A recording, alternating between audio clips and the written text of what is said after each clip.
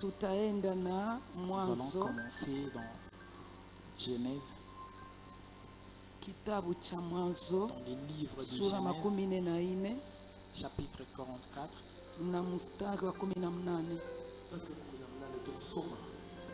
Ndipo Yuda akamkaribia akasema, tafadhali bwana wangu, tuma wako na aseme neno moja masikioni mwa bwana wangu, wala hasira yako isimwagike mtumwa wako, maana wewe u kama Farao. Amen. La version française dit ceci. Alors Judas s'approcha de Joseph et dit, de grâce, mon Seigneur, que ton serviteur puisse faire entendre une parole à mon Seigneur et que sa colère ne s'enflamme point contre ton serviteur, car tu es comme Pharaon. Amen. Jésus, nous sommes encore ici. C'est toi là. Manifeste-toi à l'église à travers ma bouche, que moi je me manifeste toi, mais que toi tu te manifestes. Tu as dit que tu ne nous abandonneras pas comme orphelins. Tu vas envoyer le Saint-Esprit, être l'aide de l'église, le chef de l'église. Laisse qu'il me donne le mot que je vais dire à l'église, qu'il accompagne ça et qu'il explicite à chacun ici, que le diable se messager, le mauvais sommeil, tout esprit de distraction, nous opposons au nom de Jésus-Christ de Nazareth. Amen. Amen. Nous pouvons nous asseoir. Nous avons un message qui dit que Dieu dise une seule parole pour ta vie. Dis ça à ton prochain.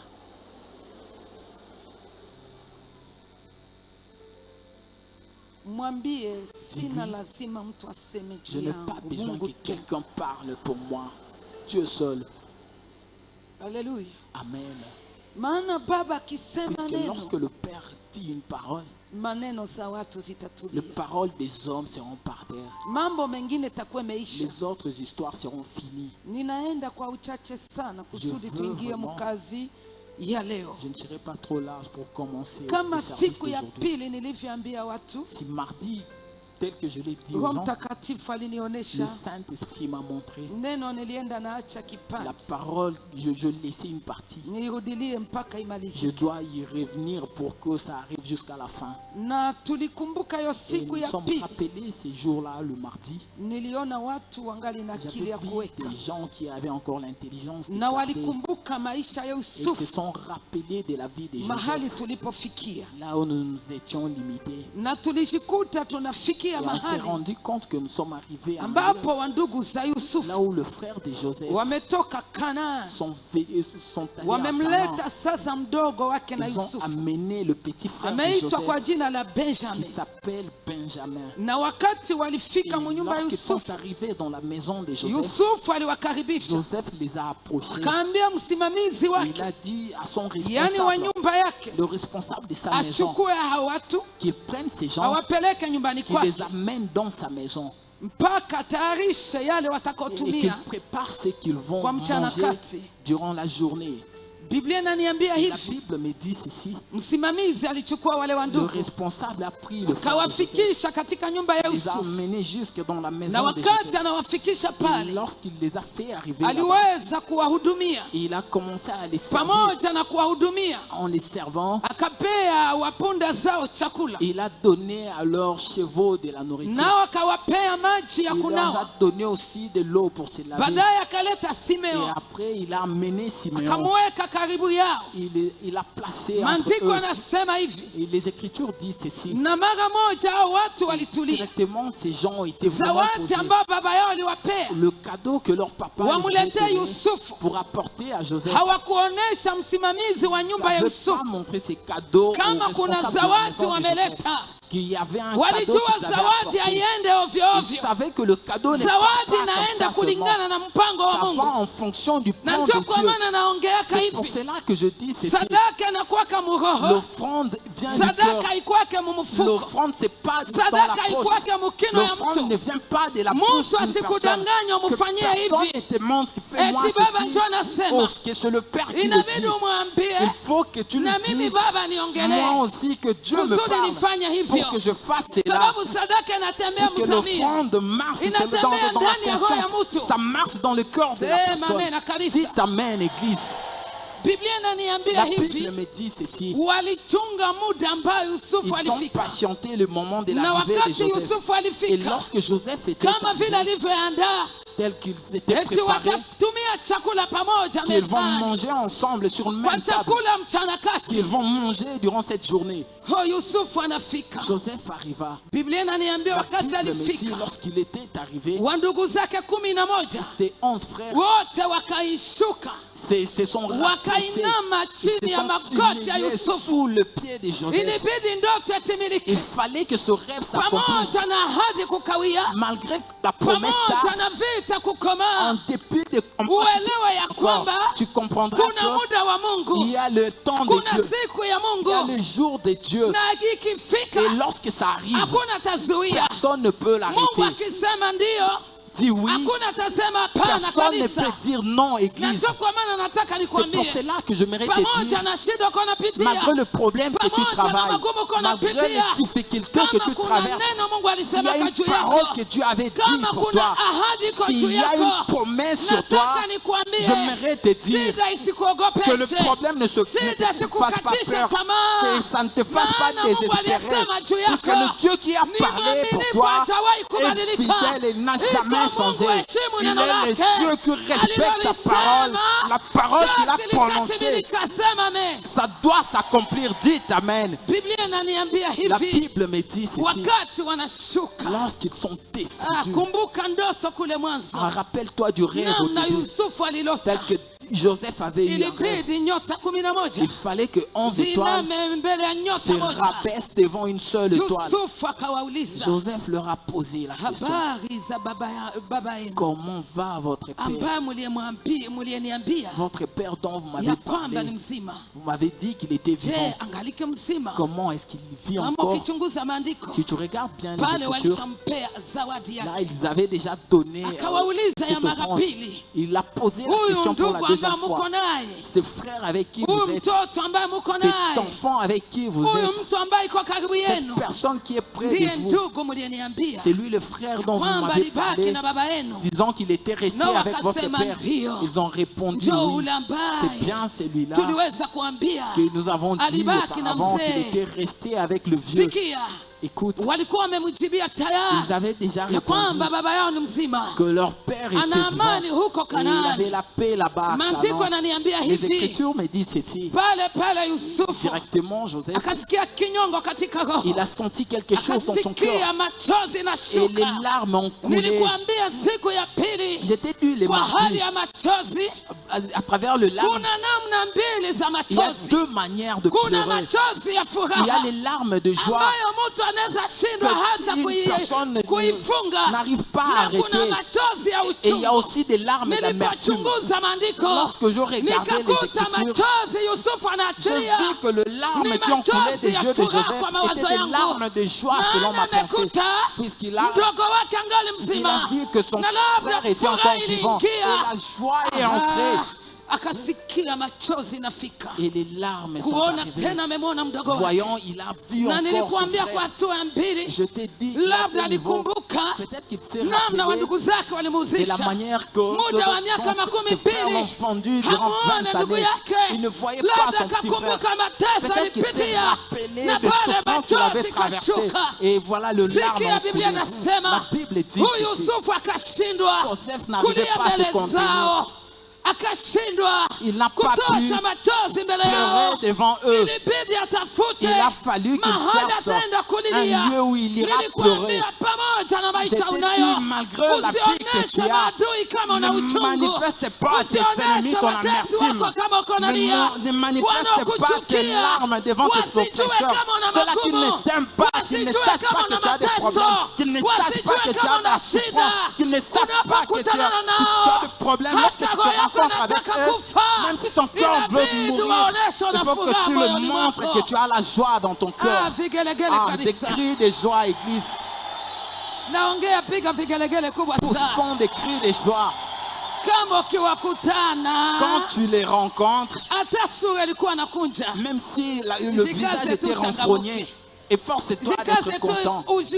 Manifeste seulement une certaine joie. Qu'ils ne sachent pas qu'il y a une prime en toi. Malgré les peines que tu as, devant les gens, manifeste qu'il y a la paix. Manifeste qu'il y a pas de problème. Parfois, il ne faut pas leur donner une place pour qu'ils te négligent, pour qu'ils se moquent de toi, pour qu'ils disent que cette fois-ci c'est fini et cette fois-ci elle ne s'en sortira pas. Elle est arrivée à son terme. Malgré le problème, malgré les souffrances, fortifie-toi. Fortifie-toi toi-même. Dis à ton prochain, fortifie-toi. Dis ça à 4 personnes. À la 4e personne dit que je sais que tu ne vas pas bien, mais manifeste seulement une certaine joie. Montre que tu vas bien. Même si tu es malade, ne montre pas aux gens que tu es malade. Même si tu n'as pas 100 francs dans la poche, montre que tu le comptes. Même si on veut te chasser de la maison, montre que c'est ta propre maison. On ne te chassera pas de cette maison. Quelqu'un croit? Souris un peu, souris un peu. Alléluia. Avance. Cette amertume de la vie, il faut effacer ça. Même si tu es malade, dis-toi, je suis guéri. Je ne suis pas malade. Même si tu as des attaques, dis-toi, je n'ai pas d'attaque. Même si les gens te haïssent, dis-toi qu'ils t'aiment seulement. Amen 3 fois, Église. Amen, amen, amen. La Bible me dit, il est allé chercher où il va pleurer. Il est allé pleurer. Et il a lavé ses yeux. Il a essuyé ses yeux. Il est rentré près de ses frères. Il a dit au responsable de sa maison, arrange déjà la table. Commence à préparer la nourriture. Il faut qu'aujourd'hui, que le Seigneur libère la grâce de la nourriture. Que l'Éternel arrange déjà la table. Que chacun ici, Dieu donne une assiette. Je me dis que l'Éternel prépare déjà la table. Parce que moi, je commence déjà à voir la bénédiction d'aujourd'hui. La bénédiction à travers les offrandes de prémices. Je commence à voir la délivrance. Je commence à voir la grâce. Joseph lui dit, prépare la table sans tarder. Arrange déjà la table. Arrange la table pour ces gens. Le Père du ciel, arrange pour ton église. Prépare pour les papas. Prépare déjà la table pour les mamans. Prépare déjà la table pour les jeunes. Même ceux-là qui nous suivent sur Internet, arrange déjà la table pour eux. Le responsable, il a préparé la table. Il a arrangé la nourriture. Et moi aussi, je le vois. Ici, le Père arrange déjà la nourriture. Toi-même, tu vas choisir quelle nourriture tu vas consommer aujourd'hui. Quelle nourriture que le Père te donne aujourd'hui. Quelle nourriture que tu vas prendre ici aujourd'hui. Que tu iras distribuer aux autres. Même dans ta famille, même dans ta maison, même chez les amis, qu'ils sachent que tu étais rassasié dans l'église Yesu-Nijibu. Il est parti. Et il a préparé la nourriture pour Joseph. Il a préparé aussi pour les Égyptiens. Puisque les Écritures me disent les Égyptiens ne devaient pas manger sur une même table avec les Hébreux. Il n'y avait pas moyen qu'ils mangent ensemble. Comme la Bible dit, il n'y a pas d'alliance entre l'obscurité et la lumière. Il n'y a pas d'alliance entre une personne qui ne croit pas et un vrai croyant. Toi qui es ici, ceux-là qui t'entourent, est-ce qu'ils sont chrétiens comme toi? Toi qui es ici, ceux-là qui t'entourent, est-ce qu'ils craignent Dieu? Lorsque tu te rencontres avec eux, vous parlez de quoi? Vous préparez quoi? Aucunement un païen sera en alliance avec un chrétien. Si un chrétien se fera entourer par des païens, il finira par devenir païen. Alléluia. Amen. Écoute, ils ont préparé pour le frère de Joseph la nourriture telle que les gens étaient. Ils ont préparé, ils ont fait un grand du premier jusqu'au dernier. Ils ont préparé la nourriture pour en fonction des textes qui se préparaient. Lorsqu'ils sont arrivés devant Benjamin, lorsqu'ils sont arrivés, ils lui ont donné une grande portion par rapport aux portions des autres. Tu sauras que... Alléluia. Amen. Upendeleo haikuanza leo. Na kama walimupea Benjamin, donné à Benjamin, tu as déjà compris. C'était le fils de qui? C'était le fils de qui? C'était le fils de qui? Écoute. Ils ont commencé à manger. Ils ont fini. La Bible me dit, et Joseph dit aux responsables, prends les sacs de ces gens, commence à y garder de la nourriture en fonction de chacun, comment il aura sa part, en fonction de leur capacité. Vile vile weke chakula ndani. Baada ya kuweka chakula ndani, weka na pesa juu. Mais aussi de l'argent. Quand je regarde ces écritures, et je vois ça comme les jours d'aujourd'hui. J'aimerais que Dieu bénisse les gens ici en fonction de la foi que tu as.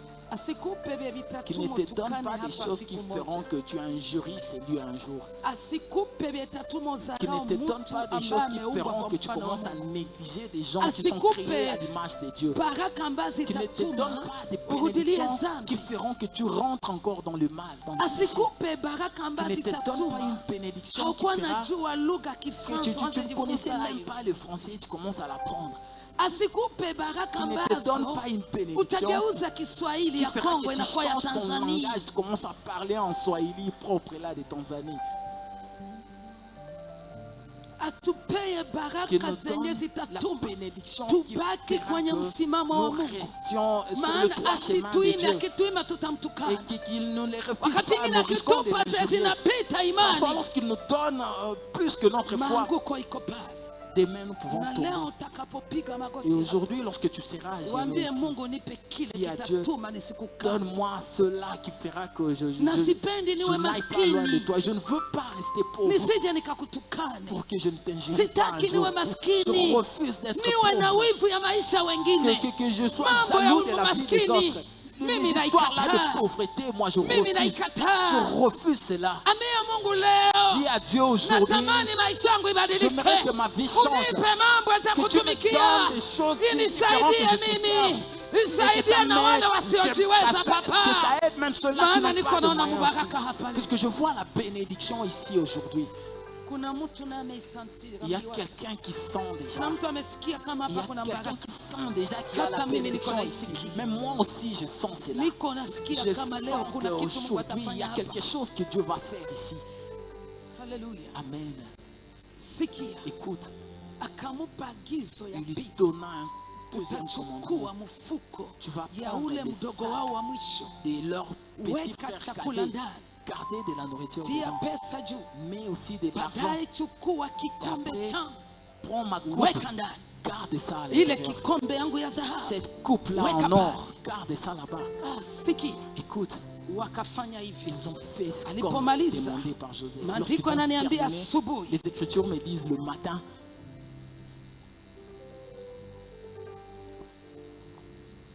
Hallelujah. Amen. Ilipoenea asubuhi, lorsque le matin était arrivé, wakawalaga, on les a dit au revoir, ils sont partis. Yusufu akamwambia msimamizi wa nyumba yake, responsable de sa maison, najua hawajaenda je mbali, sais qu'ils sont pas encore arrivés inabidi loin. wafuate, Il faut que tu le na poursuives. wakati Et utawafuata lorsque tu le poursuis, utawaambia hivi tu leur diras utakapowaona, ceci lorsque tu les kwa verras. nini mumerudisha mema kwa Pourquoi mabaya? vous avez remis le mal en place du bien?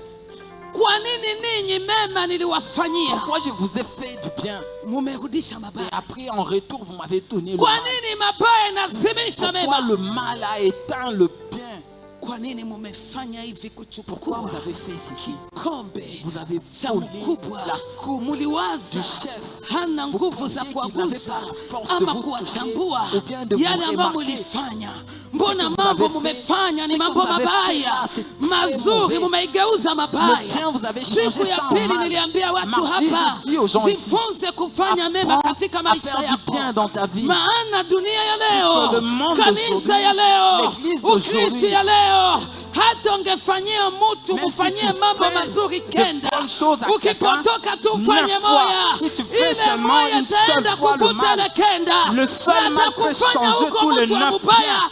tangu alipokujua uko tu wa Et la mubaya. personne peut Ndio dire que hali ya depuis que maisha t'as ya connu leo, Dieu seulement lakini mauvais. nataka C'est nikwambie ça le monde d'aujourd'hui. Et mabaya j'aimerais te dire kidogo aujourd'hui, sifunike mazuri le mengi, peu de mal que ça ne pamoja na couvre madhaifu pas iko, kumbuka beaucoup na de bien. nguvu, Malgré qu'il y pamoja na a hali ya un désespoir, shida, rappelle-toi aussi de kumbuka l'autre ipo chose. siku nguvu Malgré le zilikuwa, problème, rappelle-toi qu'un jour tu pamoja na étais mambo fort. umekutana nayo, Malgré le problème elewa que tu ipo rencontres, siku sache na mema qu'un jour, ilionekana kwako. il y a eu de bonnes choses. Ambia mwenzako sirudishe Dis à mabaya ton kumema. ami, ne remets pas les mal pour le bien. Basi alifika, Lorsqu'il était na arrivé, wakati alifika et lorsqu'il était arrivé, akawaambia il hivyo. leur a posé la question. Alipowaambia, Lorsqu'il maandiko avait dit yanasema cela, les Écritures pale disent pale wakashusha directement, ils ont mizigo fait yao, descendre le bagage maana qu'ils avaient. wanamwambia hivi, Et il leur avait dit ceci, hatuwezi tukafanya nous ne hivyo. pouvons jamais Kumbuka faire ça. safari ya kwanza, Rappelle-toi du premier namna voyage. tuliweza kuta pesa Comment nous katika avons magunia mis de zetu l'argent dans nos sacs huko Kanaani, à Canaan. hatukuzitumia, Nous n'avons pas ilibidi consommé ça. tuzirudishe. Il a fallu Sasa que nous kwa le nini faisions tupate retourner. kuchukua Maintenant, kikombe ya pourquoi Bwana prendre wetu, la coupe de notre ijapokuwa Seigneur pesa tuliwezaka alors que kuzirudisha? l'argent nous l'avons Basi retourné? wakashusha mizigo, Alors on a descendu le wakamwambia bagage. huyo msimamizi, Ils ont dit à ces anza kuangalia, responsables, ufanye commence à uchunguzi, vérifier, na commence yule à bien ambaye vérifier. Et utakuta la personne dans le kikombe sac kile tu kiko vas katika retrouver, gunia lake, cette coupe. inabidi ule mtu Il akufe faut que cette na personne meure. sisi tutakuwa Et watumwa. nous, nous serons les esclaves. Niambilie watu 7, Dis ça à 7 usihukumu personnes. usije ukahukumiwa. Ne jugez point afin que vous ne soyez point jugés.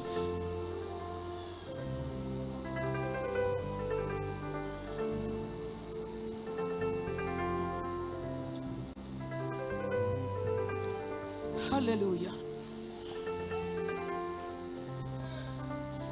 Neno la Mungu linaniambia hivi. La parole de Dieu me dit ceci. Wanaongea nini? Qu'est-ce qu'ils disent? Mtu ambaye La atapatikana na hiki personne kikombe chez qui vous allez retrouver cette coupe, akufe tu. qu'elle meure. Sinaoko tayari Tu es aussi kuongea prêt kitu juu ya ndugu yako. À dire des choses pour ton frère. Wewe ujue kama Tu itakufikia ne kesho. sais pas que ça peut t'arriver demain. Na labda yako itakuwa mbaya kushinda Peut-être le yake. tien sera plus pire que... Kwa habari celui za de l'autre. kukata maneno ya mwingine. Parlant des histoires de l'autre, Uko wa kwanza. tu es au premier. Yako itakapofika. Mais lorsque le tien arrivera, Labda hutaweza. peut-être que tu ne sauras pas. Msimamizi akawaambia Le hivi. responsable leur dit Kama ceci. ndafanya uchunguzi. Si je veux bien vérifier, Mwenye atapatikana kwa kikombe. personne chez qui nous allons retrouver cette coupe, Yeye ndiye atakuwa na hatia. c'est cette personne-là qui Atageuka aura un mtumwa. problème. Il sera Wengine esclave. wataenda na amani. Les autres vont Sababu partir en paix. watakuwa hawana probleme, hawana n'auront shida. pas de problème, il n'y aura Inabidi pas de wafanye problème nini? pour eux. Waende na Ils vont amani. partir avec la paix. Ils ont descendu le bagage. Il a commencé à contrôler. Il a commencé à contrôler. Bagage par bagage. Il a commencé par le bagage de celui qui s'appelle Ruben. Il a commencé à contrôler. Il est parti chez le second. Jusqu'au 10e, il n'y avait pas la coupe. Et si tu étais là, tu allais te poser des questions. Jusqu'au 10e, il n'y avait rien. Donc là, les gens commencent à trembler. Et si c'est pas Benjamin, donc il a menti. La Bible me dit, lorsqu'il était arrivé au sac de Benjamin, il avait trouvé la coupe de Joseph dedans. Et lorsqu'il avait retrouvé cette coupe, ses frères avaient déchiré leur robe. Ils ont déchiré leur tunique. La Bible me dit ceci. Directement, ils ont pris leur bagage. Lorsqu'ils ont pris leur bagage, ils ont gardé ça sur leurs chevaux. Et nous aussi aujourd'hui, chacun va prendre son bagage et garder ça. Et tu vas donner ça à Dieu seul. C'est Jésus seulement. Prends maintenant le bagage que tu as. Le bagage que tu n'arrives plus à porter. Jésus, ça sera possible. Le bagage qui pèse sur toi, c'est notre Dieu, c'est léger. Puisqu'il a dit quoi? Venez à moi, vous tous, qui êtes envahis par de lourds fardeaux, et je vais vous reposer aujourd'hui. Donnez vos fardeaux, donnez vos souffrances, donnez à lui le problème que vous avez. Et le Seigneur vous fera inspirer. La Bible me dit directement, ils sont rentrés en Égypte. Lorsqu'ils sont arrivés en Égypte, la Bible dit ceci. Ils sont entrés dans la maison de Joseph. Ils ont rencontré Joseph de même. Lorsqu'ils sont arrivés devant Joseph, Joseph leur dit, vous, qu'est-ce que vous avez fait? Pourquoi vous avez fait ceci? Pourquoi vous avez commis cet acte? Et toi, le Seigneur te pose la question, qu'est-ce que tu as fait devant lui? Pourquoi tu es rentré? Tu as régressé spirituellement. Tu es devenu colérique. Tu es entré dans le mal. Tu as commencé à murmurer. Pourquoi tu as cette amertume? Pourquoi tu prends de l'alcool? Pourquoi tu as la jalousie et la haine? Pourquoi tu profères de mensonges? Et là, il posa la question, pourquoi vous avez fait ça? Et toi aussi, il y a une question de pourquoi tu as réfléchi spirituellement? Pourquoi tu ne pries plus? Pourquoi tu n'as pas la joie? Pourquoi tu ne marches pas avec le Père? Pourquoi tu as éteint le talent de Dieu? Pourquoi tu ne fais pas la volonté du Père? La Bible me dit directement, Joseph leur posa la question, comment? Mimi siwezi nikague, siwezi nikafanya waguzi, siwezi nikafanya waguzi. Uliwaza siwezi nikawatambue, uliwaza siwezi nikawajue. Elewa kanisa, hata ufanye mambo kwa siri, hata uongee mambo kwa siri, elewa Mungu anakuona, elewa Mungu anakusikia. Mbele zake hakuna siri, il n'y a pas de secret devant lui. hapana kujificha. Tu ne peux pas te cacher. Dieu, c'est le Dieu que voit. Et le chanteur a chanté. Il a 7 yeux. Et 2 fonctionnent. L'un la journée et l'autre la nuit. Et il y a 5 qui sont près de lui. C'est pour cela que tu comprendras que tes pensées, il les comprend bien. Ta vie, le Seigneur le sait bien. Nulle part tu peux te cacher. Le péché que tu as commis la semaine passée, le Père le sait. Tel que tu as dit dans la semaine passée, le Dieu le sait. Partout où tu es passé, le Père l'a vu. Joseph dit, il a parlé. Vous pensiez que je ne veux pas vous deviner. Vous pensiez que je ne veux pas vous deviner. Vous pensez que je ne peux pas acheter. Je ne peux pas vous deviner. Tu sauras toi qui es ici. Dieu te connaît. Dieu te voit. Dieu te connaît. Et dans ton entrée, dans tes départs, Dieu te connaît. Même si tu as un problème, Dieu le sait. Tu as tellement de requêtes, tu le connais bien. Tu es malade.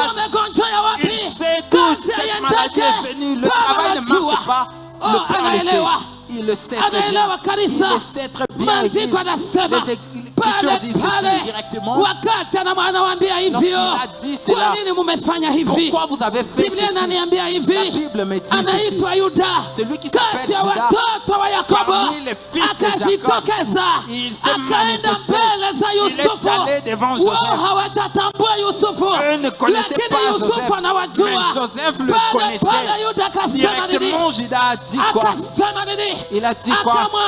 Il a dit à Joseph, accepte que ton serviteur prononce juste une parole devant toi, comme le message d'aujourd'hui, que le ciel nous permette de prononcer juste une parole devant le Père, que le ciel soit ouvert, que nous parlions une parole sans inquiétude, que le ciel soit ouvert. Et lorsque nous parlerons, le Dieu du ciel, il va dire une parole concernant chacun ici. Et lorsqu'il dira, ta vie va changer. Ne t'en fais pas de paroles des humains. Ils sont humains, ceux-là qui parlent. Laisse que Dieu parle aujourd'hui. Puisque si tu parles concernant ta maison, la paix il demeurera. Si tu parles concernant ta jeunesse, il y aura le fiançailles. Si tu parles concernant ta jeunesse, il y aura le mariage. Si tu parles en fonction des actes que tu as, ces actes seront payés. Si tu parles concernant les travails, ça sera prospère. Si tu parles des attaques, tu seras libéré. Si tu parles concernant ta progéniture, tu auras la grossesse. Oh my God. Si tu parles concernant la grossesse que tu as, ça atteindra 9 mois et tu auras un enfant. Si tu parles concernant ta vie spirituelle, il va te remplir du Saint-Esprit.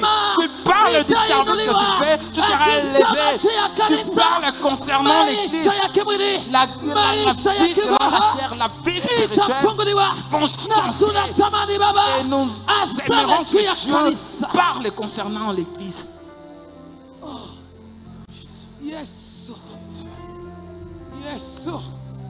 Nous voulons que tu parles. Judas s'est rapproché de Joseph. Autorise à ton esprit de parler. Nous aussi nous allons parler concernant nos vies. Nous allons parler concernant le problème que nous avons.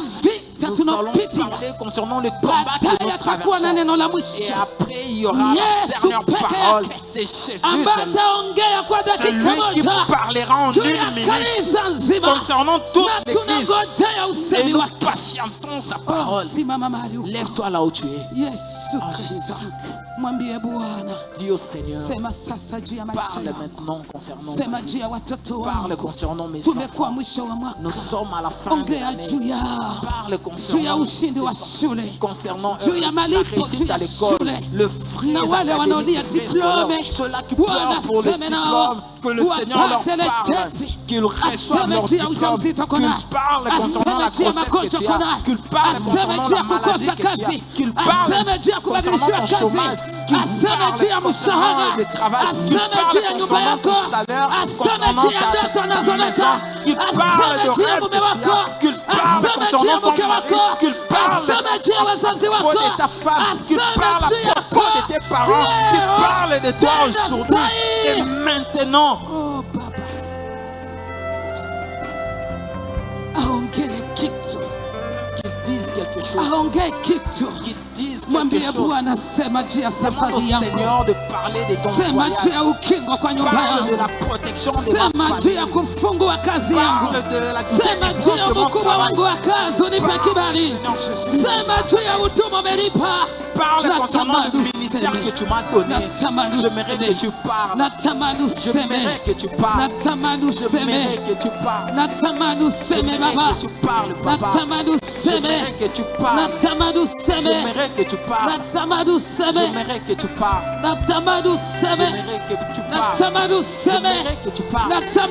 J'aimerais que tu parles. J'aimerais que tu parles.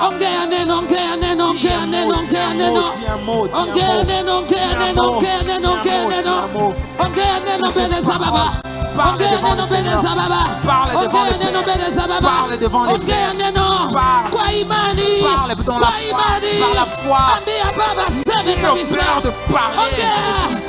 Il y a des choses qui sont impossibles chez toi.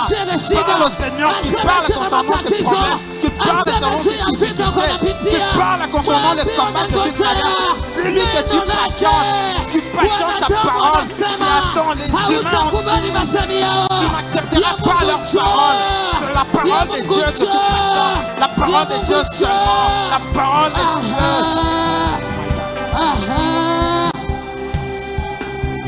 Tia mkono yako juu. Mungu wa mbinguni, tuna haja na wewe. Nous avons besoin de toi. Tuna haja useme neno. Nous voulons que tu parles juu ya kanisa concernant l'église. Kuna baba iko hapa, il y a un papa ici, hana wa kumsemea, qui n'a personne pour plaider. Kuna mama iko hapa, il y a une maman ici, amekosa wa kumsemea. Il manque quelqu'un qui va plaider. Dada iko hapa, il y a une sœur ici, anaona kuna yule atamsemea. Il y a personne hata comme kaka, même le frère aussi. Kuna watu wako hapa, il y a des gens qui sont ici, wako kama vile ils sont comme mumashanga njia, ils étaient entre deux hawajua njia gani wapite, ils ne savent pas quel chemin prendre. Wengine wako juu, il y a de ceux-là hawajua waangukie wapi, ils ne savent pas par où. Wengine wako juu ya maji, zogubeko kali, il y a la vague, zogubeko kali, la tempête et la vague, zogubeko kali, grande vague. Hawana kuwavusha, wameanza fikia kiango ya kuzama, imani zimecheza, wamengoja usemi wako leo, wamengoja useme neno juu yao, wamengoja neno la faraja kutoka kwako, wamengoja neno la mafanikio, wamengoja neno la ishara kwao. Ils veulent voir un miracle. Ongea sasa. Parle maintenant. Ongelea maisha yao. Parle concernant. Ongelea kila mtu. Tunaanza na usemi kwa maisha ya kanisa, kwa wote wako kwa mtandao. Sema neno, sema neno, sema neno, sema neno, sema neno, sema papa, sema tuko hapa, sema tukusikie. Nous voulons t'entendre. Chagua kitu kimoja sai. Choisis une seule chose maintenant. Ukitia mkono wa kuume juu ile kitu, levant ta main alama kuonesha Mungu na muoneshaye. Montrant à Dieu unachukua ile mzigo moja kwanza. Tu as pris d'abord uipandishe juu ce fardeau. Kwa mkono wa kuume. Ce fardeau avec ta main droite. Na kuonesha Bwana. Et montrer ça. Mwambie Baba, angalia hii. Tamani usemi yako. Je veux que tu tamani usemi wako. Juu ya hii jambo. Juu mimi nimenishinda. Na nimekosa usemi. Na nimekosa vya kuongea. Wewe njoo ongee sasa. Wewe njoo uongee juu ya hii jambo. Wewe njoo useme juu ya hii jambo. Juu mimi sina nguvu za kusema. Nimegeuka Mungu. Sababu vimenipita Baba. Mambo yamenipita. Sijua nikamatie wapi. Sijua nikamatie wapi. Sijua nikamatie wapi. Baba ni wewe tu useme. Mwambie aseme, mwambie aseme, mwambie. Apia, apia, apia. Dis-lui, dis-lui.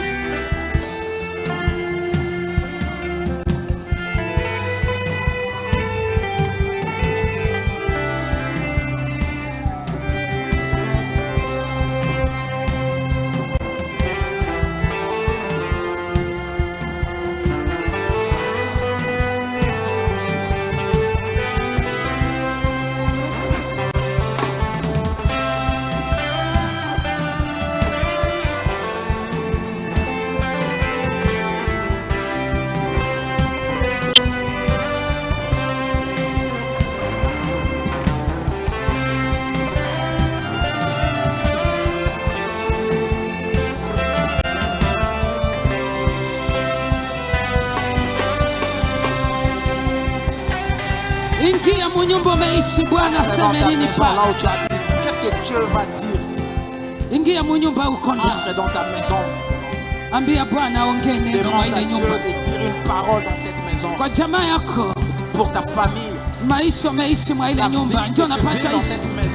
Est-ce que c'est ça? Aongee nini juu ya ile nyumba? Qu'est-ce qu'il va dire ya baba, mama, watoto wote? Sur le papa, la maman et tous les enfants. Kama muna mashambulizi, mwambie aongee. Si vous avez des attaques, qu'il parle. Shida gani iko ndani, mwambie aongee. Le problème qu'il y a là-bas, il faut lui demander de parler.